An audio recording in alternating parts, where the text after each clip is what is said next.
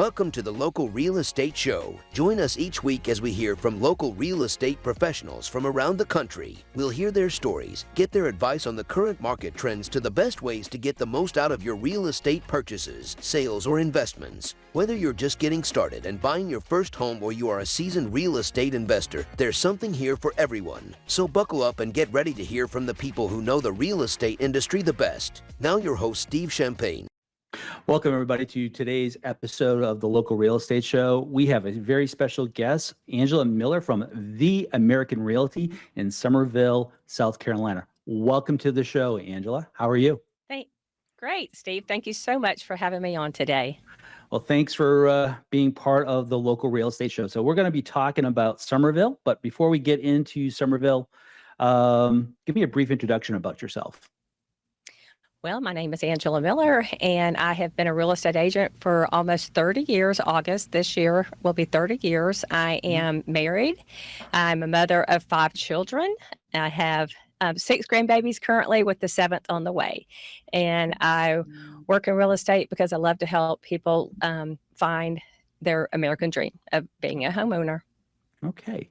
30 years. Okay. I think you're the veteran out of all the interviews I've done so far. You have the most tenure in the field, and 7 grandbabies. Okay. Yep. All right. So let me ask you, why did you become a realtor or real estate agent? I was the owner of a company called Georgia Custom Shutter Company, and we fabricated and installed shutters. Okay. And I met a gentleman who was a builder developer, and he said, you probably ought to consider getting into real estate. And so I met his agent, and the rest is history. And that's how I got into real estate. I love houses, and I love helping people. Okay, that's a good reason. So you said you've been a real estate agent for 30 years. I got a question here for you. What is the difference between a real estate agent and a realtor? They seem to be anonymous for home buyers and sellers, especially when they're first buying their first home. Can you tell us a little bit what the difference is between the two? Absolutely. A real estate agent is a licensed real estate agent that goes to the school to get their license. And then once they pass their exam, they have the opportunity to join the National Association of Realtors and be held by a higher regard with the ethics, the code of ethics. And we're held with higher integrity. And we're continually building our education platform to better serve our communities. Okay. So you're in Summerville, South Carolina. Why don't you tell me a little bit about the community, and if I was to move there, why should I move there? Well, I live in Summerville, South Carolina, so I will be glad to share that information with you. Okay. I love downtown Summerville. I am originally from Atlanta, so I'm a country girl at heart, if you will. And downtown Summerville still has the downtown feel of the little country town. We also have Third Thursday, where all of the communities come out and they have music on the street. They have vendors that are selling to the community. It's just a really lovely place to live, and it's a sense of community. It's still that small town feel for me. Okay. It sounds, when I was looking at some pictures before we got on this interview today, I said, wow, looks like a really small town feel. All right. So real estate has been really hot the last couple of years. Can you tell me a little bit about how the real estate market is in Summerville? Is there still low inventory? Are you looking at multiple offers when people are looking to buy? What is it like there right now for someone looking to buy a home there? Well, Summerville, South Carolina is part of the Charleston Tri-County community. Okay. We have a very strong economic development. We continue to grow and expand, not only in the residential, but also in the commercial aspect. We have large companies that are coming in, which keep our stability of growth happening for us. So therefore, where some of the other parts of the world have seen a shift in the real estate, we are not. We are still seeing increases in home prices at a smaller rate. We are seeing the sellers give a little bit of concession simply because of the fact they're competing against the new home builders. Okay. The new home builders have bought their rates down significantly, or they're offering large concessions to our home buyers. And so with that, we have to compete with that with our resales. Okay. Is there a fair amount of inventory for the first-time home buyer in Summerville? No. We our average median price point is about 450. So Okay. we've actually expanded some of our growth up 26 going into Orangeburg all the way up to Columbia so we can service all of our buyers' needs. Okay. So not typically a first-time home buyer's market, what I just heard. Correct. Okay. That is- All right. So let's dive into some commonly asked questions that first-time home buyers will have when it comes to purchasing their first home. And the first one I have for you is, do I need to have a real estate agent when I come to buy a home? Well, fair question, but I always say, would you go to court without an attorney? Mhm. Because you do need representation. I think a representation needs to be had for both the buyers and the sellers. We Mhm. are educated in negotiations, Mhm. understanding the law. We Yep. also understand the contracts. And so, I think it would be better benefited for all the buyers and sellers to have a real estate agent in their corner. Okay. So very important to have that representation. And so you mentioned negotiation. So how does the offer and negotiation process work from a buyer's point of view? Well, we find a house and then they make the offer. And that's Mhm. the beginning. It doesn't mean that the seller's going to accept that, but we ask the Mhm. buyer to make the best offer that they possibly can because we are still seeing the multi offers come in.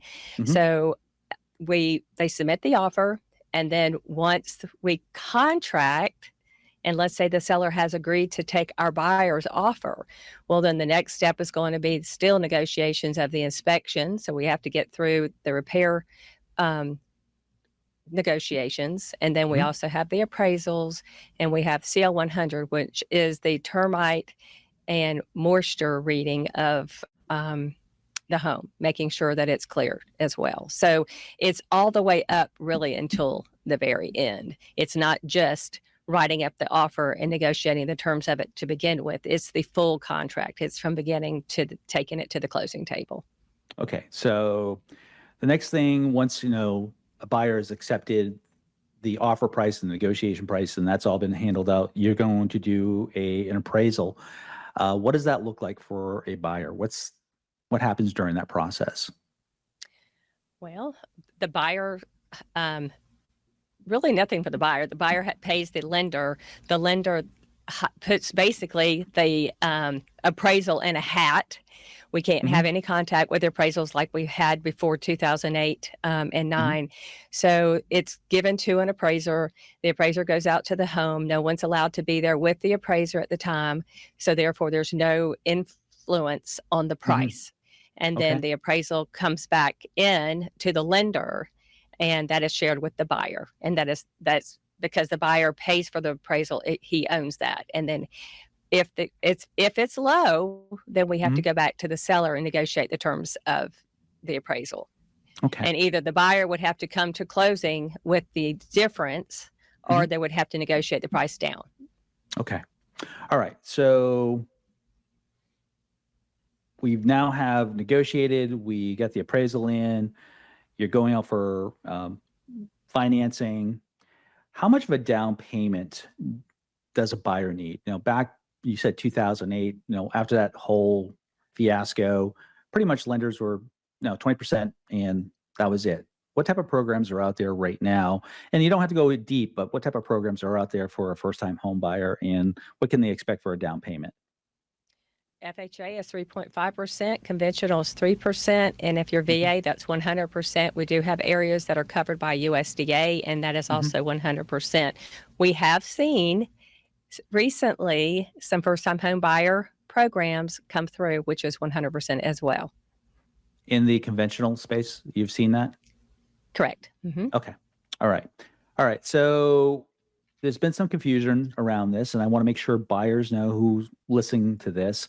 What's the difference between pre-qualification and pre-approval when it comes to mortgages? There is a difference. Steve, I'm so glad you asked that question because, yes, it is very important that we know this. Pre-qualifying means shared with the loan officer, lender, Hmm. what they say that they make per month. The lender Hmm. has pulled the credit, they're credit worthy. Hmm. That is a pre-qualification. A pre-approval means that we have collected all the supporting documents of income, assets. Their credit report has been submitted to the underwriter. The underwriter has looked at all of this and analyzed the buyer and decided, yes, they are approved to buy the home. Okay. Thanks for answering that question for me. Again, I just want to make sure that the people listening to this interview today, that they know the difference, and they should seek a pre-approval because it's almost as good as cash, right? Absolutely. Okay. All right. So let's move on to some questions for sellers. So, you have some multiple offers going on in your market. How are you determining the current market value of the home that you're going to be selling for your clients? What's the process for them? The process for the agent that is pulling the comparables for the seller. I do it a couple of different ways. It used to be that I would just go to MLS, the current listings and the recent sales. But now, because of the fact of where we've been in the last 3 years, I'm actually going to the tax records. And I'm also pulling that inventory of sales as well, because some of these homes, because of the way that the market was so hot, they never made it onto the open MLS. And so we now I'm leaning in on the tax records that are available to us through MLS. Okay.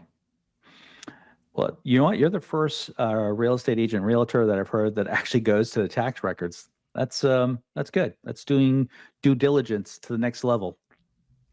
Well, I just want to make sure that I'm giving them the right price so we can get it sold for them. Okay. So I'm sure you're asked this question a lot, and should I make any repairs or upgrades before I list my home? 100%. I have contractors on standby that are willing to actually get paid at closing. Painters, people that, let's say that you have some flooring issues or just minor handyman stuff. I definitely feel like that the seller should do their best job to present the house move-in ready, because our buyers need move-in ready. And then once we have a stager that will go through and take a look at the home for us, and they kind of give them the honey-do list, if you will. Yep. And then once they're through their honey-do list, then I will send my professional photographers to go out and take photos. But I feel like it's very, very important that we have the house in tip-top shape to present. Okay. When is the best time of the year to list a home in the Summerville market? When's the best time to sell a home? Well, honestly, year round, except for August and September. Those are slow months, believe it or not. Okay. There's a slow period when people are no longer taking vacations and kids are starting to go back to school. On and on every year, I see the same pattern. But throughout the year, because we do live in a community where people travel, we have a lot of people that want to see homes when they're visiting and off on the holidays. So it's year round for us. Yeah, I would say it would be, because people would come down there to the Charleston area, say around Christmas or Thanksgiving. You probably have some buyers that are coming in looking at the inventory. Okay. Absolutely. I do not always plan my holidays with my family on holidays. We do it other days other than holidays when I'm available.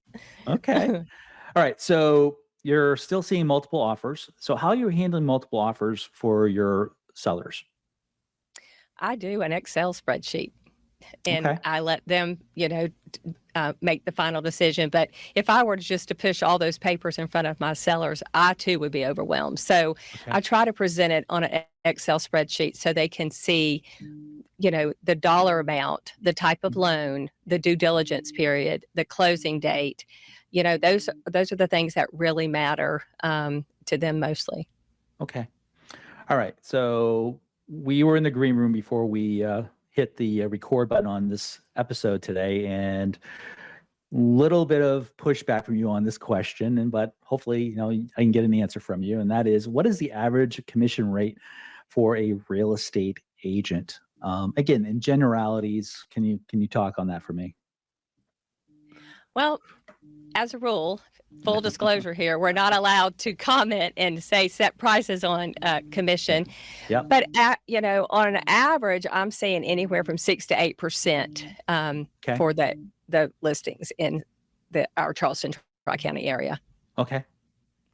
And how's that that total commission split up typically between buyer's representation and seller representation in your market? 50-50, Okay. sometimes not so much. The buyer gets a little less than the listing agent simply because of the marketing that piece that goes into the listing. Okay. So basically on a case-by-case basis. Absolutely. Okay. All right. Last question for sellers, then we'll wrap up this interview. And that is, and I know you're not a tax attorney or an accountant, and you don't play one on TV, but let's talk about capital gains when it comes to selling a home. And not from an investment point of view, but a primary residence. Should a seller expect capital gains when they sell their home? And what does it look like?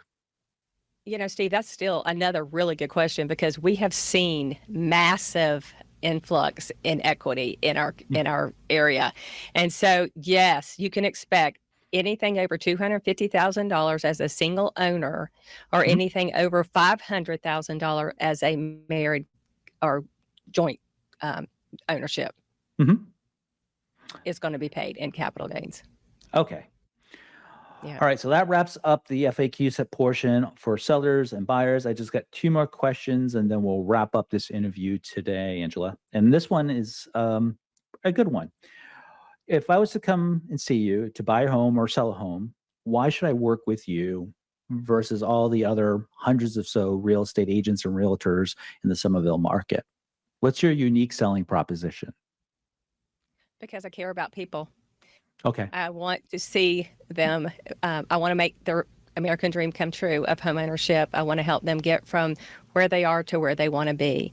And we have a great group of people that work with me and my team, not just my transaction coordinators, but I also have an extension with attorneys and inspectors. So we have really worked very hard to find those people that will make this transaction as simple as possible with less stress.